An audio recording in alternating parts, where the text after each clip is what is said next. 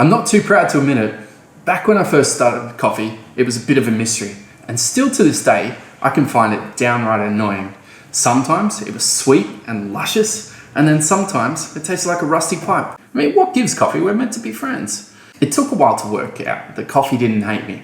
We just needed a better way to communicate. So today, we're talking about an espresso recipe. How they work, how we use them to make consistently good coffee on a day-to-day basis in any coffee bar.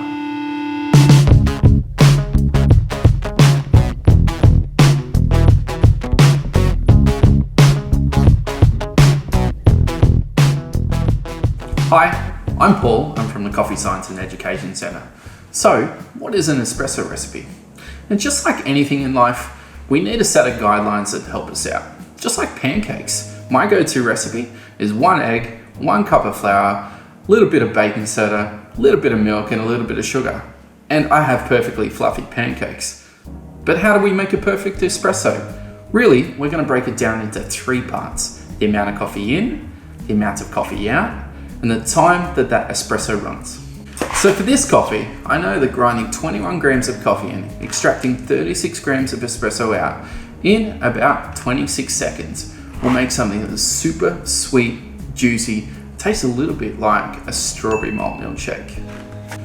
So to use an espresso recipe in a cafe, you're going to need a proper set of scales, and I like these guys here, the Acaia Pearls and the Lunas. Now the Acaia Pearls are big enough to fit a group handle on, they're rechargeable and splash proof. And the Lunas are perfect for sitting on top of a drip tray, throwing a couple of espresso cups on, and they are also fully waterproof, meaning if you manage to get a whole bunch of hot water over the top, all you're gonna do is wipe them clean and go again.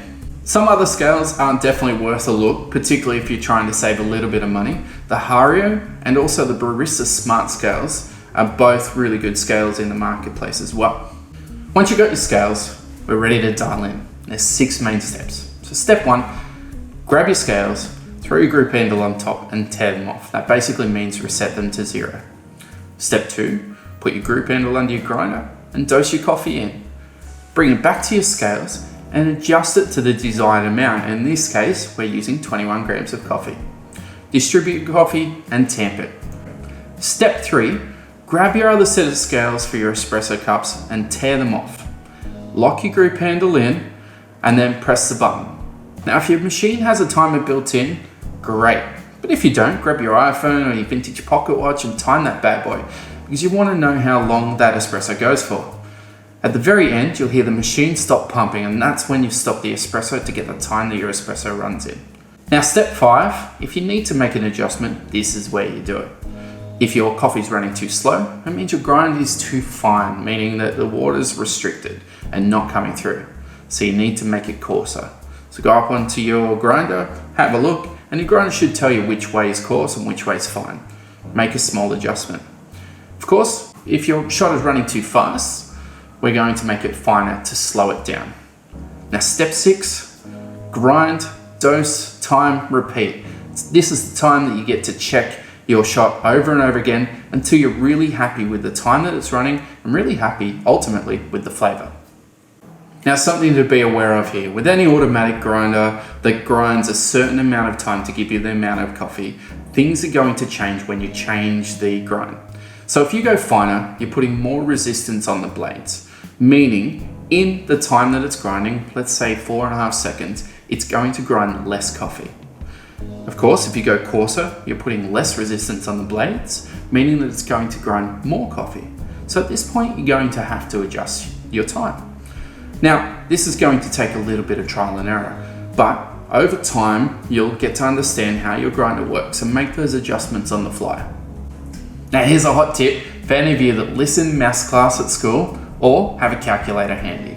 Grab the grind time, and in this case, let's say 5.6 seconds. Divide it by the amount of coffee that it's currently grinding, let's say 21.6. Then times it by the amount that you want. So in this case, 21 grams. So 5.6 divided by 21.6 times 21 grams gives us 5.39 seconds. So what you can do is adjust your grinder to 5.39 or close enough. In some cases, it's going to be 5.4. and your grinder will grind 21 grams or close to that. Now I get this question a lot. Do I need to weigh every single shot, or can I just do it now and then? And the answer is simple. You can do it every now and then. If you've got your scales sitting next to your grinder, you can use them every 10 or 20 shots. Now, of course, if we've got a machine like the La Marzocco Strada with the scales built in, that makes life a little bit easy because it's going to extract exactly what you need, let's say 36 grams. But on a machine that doesn't have scales built in, you will need to check it from time to time. But with a well-calibrated machine, the thing that impacts the amount of espresso that you extract the most is the amount of coffee in. So if you're checking your coffee in the group handle every 10 to 20 shots, you're going to have a really good idea of how well your grinder is performing.